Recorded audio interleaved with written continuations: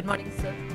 Today we have with us Mr. Prashant Srivastava, the President Group HR of Reliance ADAG Group. We are so happy to have you with us, sir. He is a stalwart. He's a veteran leader, HR leader with both consulting and he's a practitioner now. So we are very happy to have you with us, sir. Before we start, I think our viewers would like to know a little bit about your journey, your professional journey and your career highlights, sir. Thank you very much. Good morning to all of you, and thanks for inviting me to Perspective. It's a pleasure to talk to all of you, and thanks to your firm, Sapphire Human Solutions, for giving me this opportunity to talk to all of you. As far as my journey is concerned, I am a mechanical engineer by education, but I never was an engineer by profession. I started with Hindustan Petroleum very briefly, and then went on to do my MBA from IIM Ahmedabad, post which I spent about 20 years in consulting, the first decade in management and business strategy consulting, and the second decade in HR consulting, because I believe that 90% of the problems that any organization faces are finally people problems, right? If organizations and businesses are built on three pillars: the people, the finance and strategy, and the process and technology. Now, who creates process and technology? It's the people, right? Who takes the decisions on strategy and finance? It's the leaders, who are again people. So the other two pillars are also significantly managed by people. Now, of course, finance and strategy is the foundation of any business, and if the decisions there go wrong, people can't do much about it, and therefore those are important decisions, and there's no gainsaying that they're perhaps the most important decisions. But once those decisions are taken in the right direction by the right people, then the next question is, how do you create the competitive advantage? How do you accomplish the competitive advantage? How do you get your market share? How do you get your delivery model right so that you're profitable? And all that is done by people, and hence I'm extremely passionate about people.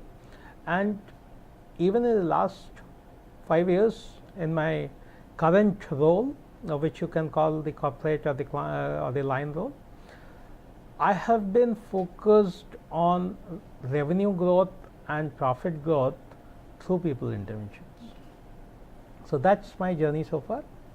Very interesting, sir. Thank you so much. Since you mentioned about people, we say that we all believe that emotional intelligence, the emotional quotient, is probably the most critical factor in determining the success of a leader. So from your experience, how do you think that a leader would be able to develop his emotional quotient as he moves up the ladder? I recall this statement from the CEO and chairman of American automobile company several decades ago, when he said the problem is that we need hands and legs, and people come to work with their head and heart, right?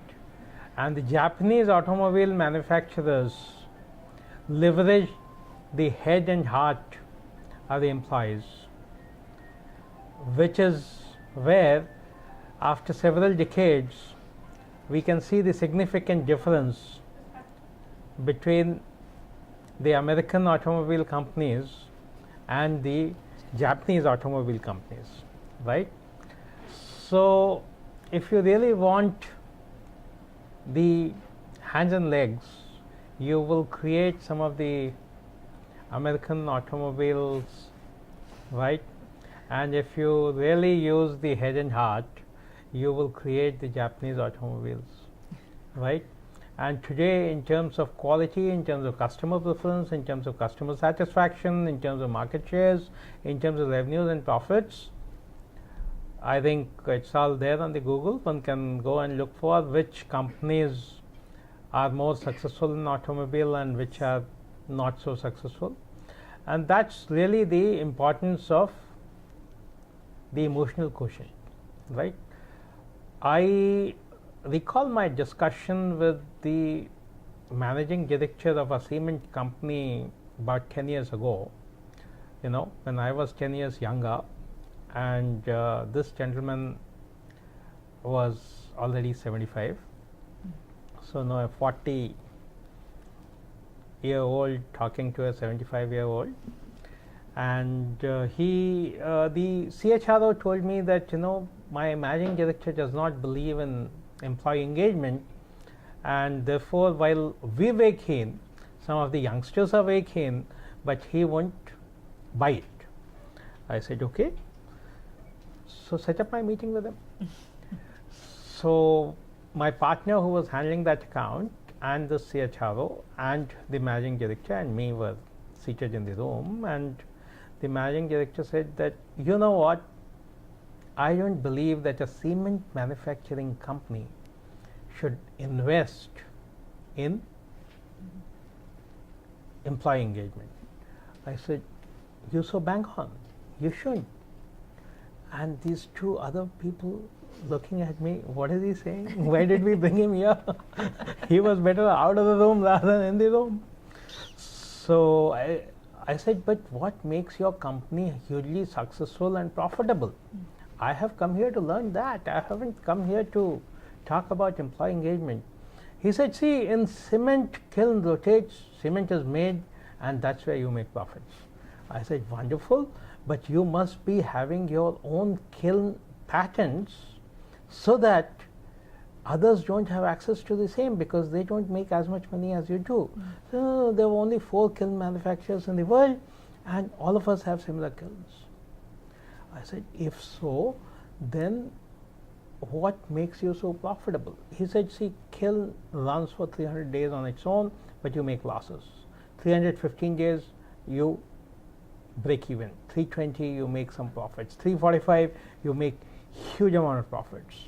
So we run our kiln for 345 days. I said, does all your kiln, do all your kilns run for 345 days? He said, no, there's variation. The average is 332 days, something like that. So I said, but is it that some of your kilns are inferior, the others are superior? What's the difference? He said, no, kilns are all the same. It's the leadership team in that plant that makes the difference. Oh, I said, so it's not the kiln you're saying. You're saying it's the leadership team. I said, yeah, but I said, do you hire people from different colleges? Because most of the people are homegrown. They've not been hired from the industry. No, we hire people from the same institute, same IITs, they're all equally qualified. I said, so I trust then the capability is the same. You've given them similar experience, and still they perform differently. Why is that so? He said, okay, you're telling me that they are differently engaged. Tell me, how do I engage them?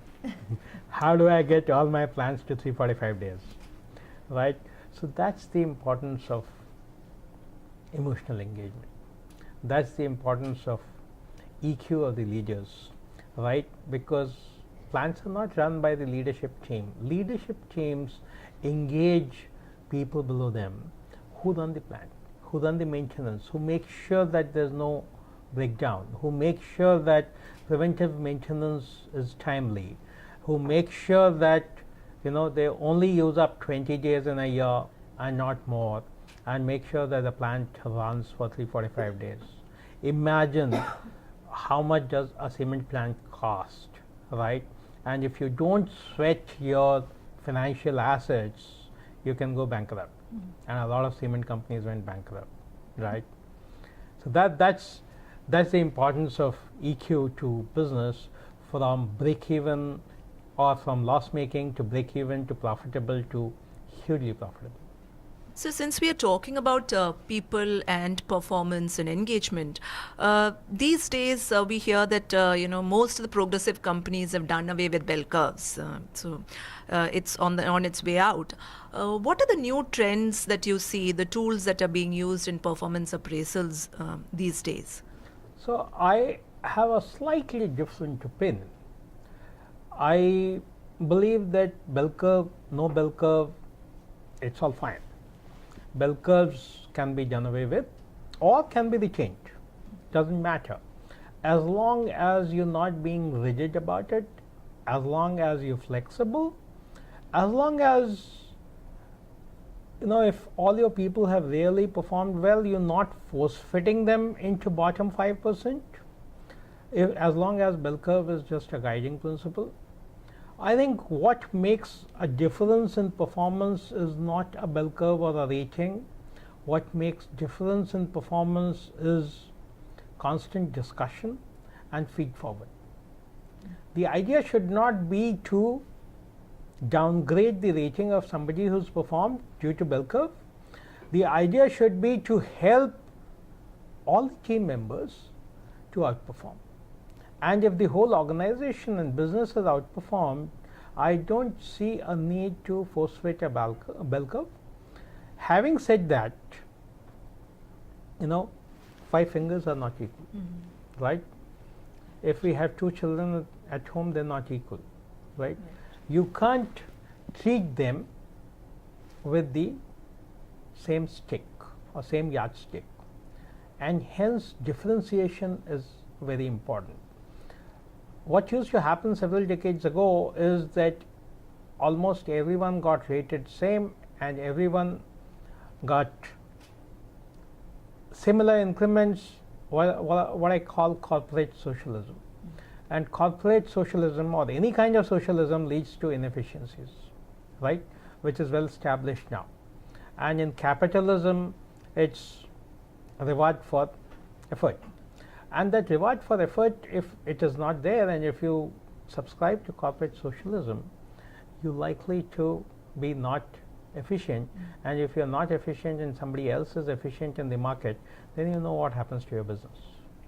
And therefore, discrimination, or not discrimination, but differentiation based on performance, effort, competencies, outcomes, mostly outcomes, is extremely important. And whether bell curve or no bell curve, that differentiation based on outcomes should happen. Rewards have to be differentiated. Now you don't have bell curve, you don't have ranking, you don't have anything. Are your managers trained enough to give constant feedback and real feed forward and make sure that they differentiate? Do away with bell curve. Rating, do you want to do away with? You can. But if you differentiate on compensation and not transparently disclose the rating, after the increments, people will come to know their rating. They'll back calculate, and then you're going back to the old public sector system of confidential files, right? So do you want to do that? So that's where a conscious call has to be taken. Any system can work as long as there's feedback and feed forward and constant one, so that after 12 feedbacks and feed forwards, by the end of the financial year or the performance year, I already know where I stand. You don't have to give me a rating. I know that I am an average or below average or above average or a high performer, and I know what to expect. So the crux of performance management is not rating or bell curve, having or not having. The crux of performance management is solid, strong feedback and feed forward, and continuous. Very interesting thought, sir. Very interesting thought. Having said that, change is the only constant that we all have, and it's truer today than ever. So we hear a lot about emerging technologies disrupting the fundamental way businesses run. So what do you think about, we hear about robotics and automation coming and jobs not being created or taking away jobs from the market. What is your outlook on that?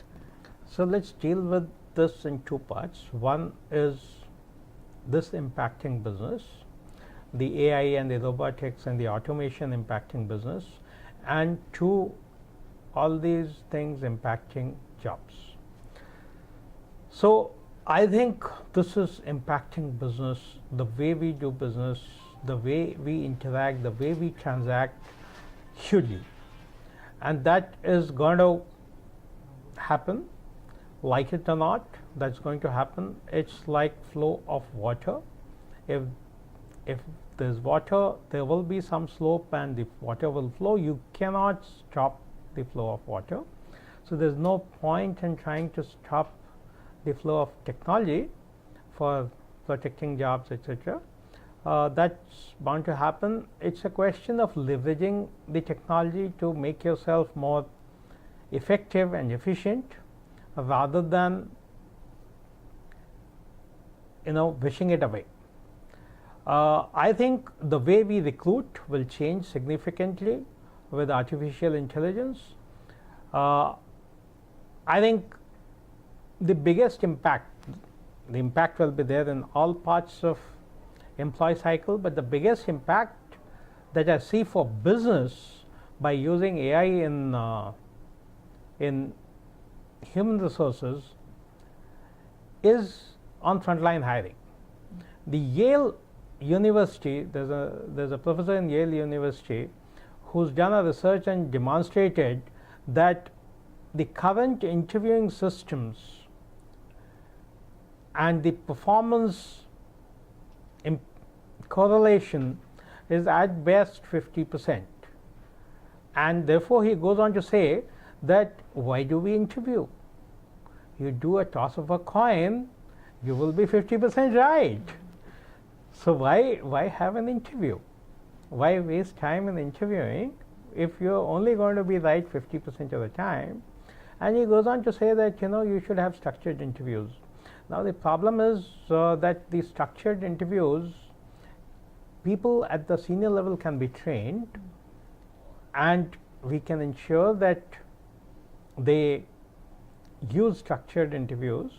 But when it comes, and may not apply to absolute top, because absolute top believes they know everything, and I guess they know, but you may have to, you are a search firm, you may have to do a research and figure out that how many of these leadership hiring actually go right and how many don't, and do some research, and you can share the statistics with me, and that would be learning for me. But the next level you can train and you can get that right. But what happens to the front line where the strategies are actually implemented? They are hired by frontline managers, and they are hired by absolutely junior HR guys. Even if you train the army of these guys on structured interviews, there's no way to ensure that that's being implemented, right? And that's where the implementation of strategy takes a toll. That's where you have huge frontline attrition. And that's where, if I have artificial intelligence and if a machine can do structured interview for me, and it need not be 100% right, but instead of 50% right, if it is 75% right, my efficiency of the front line goes up by 50%, efficiency of hiring. And imagine the efficiency of execution of strategy, that might go up by 100%, right? And that's where I think AI will make the biggest impact as of now. AI has impact everywhere. I have written an article on how AI will impact various facets of human capital and people matters, and I believe that we need to leverage all of that, but the biggest impact for strategy and implementation and revenue will be of AI in the frontline hiring. So very the interesting. Second part, the second part of your question on jobs, I don't think people should worry about it, because a lot of AI and machine learning is happening in the media than in real life. It will take next 10 years before it actually happens in real life, to the extent that it will start impacting jobs. And people have 10 years to reskill themselves, because AI will also create a lot of jobs of a different kind. So point is not to wish it away, but point to retrain yourself to be relevant in the new order. So that's my response to your second question. I think, yeah, we are all preempting what AI can bring in. We know little and we are probably predicting too much. But yes, sir, I mean, it's a really relevant thought what you're talking about in terms of AI being used in frontline, recruiting. And I'm sure in other functions also we will find such use cases. There's a lot of excitement as well because of what it can do. Thank you so much for your pertinent views. On a concluding note, if I could ask you your advice to future HR professionals, that would be very interesting, sir. So, I think those who have only let's say 15-20 years left, they can stay focused on building their skills on Center of Excellence, because Center of Excellence is needed very hugely, aligned to business. Okay, let me take the example here, or not example, but the learning from a HBR article which says split the HR and says HRA and HRLO. The huge number of people in HR administration, as the article calls itself, and there are very few in HR learning and organization.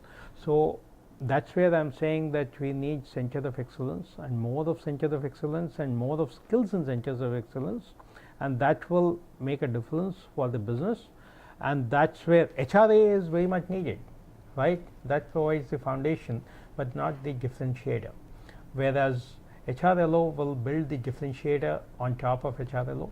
So more and more people should focus on HRLO. But from a very long term perspective, those who are coming in just now, besides HRLO, they should also focus on human connect, because AI will not replace human connect. Thank you so much, sir. It was really interesting to hear all your views on various trends that is happening in the HR field. And from the Sapphire family, we would like to extend a warm thanks for spending your time with us in this interview. Thank you so much. Thank you very much. Thanks a lot.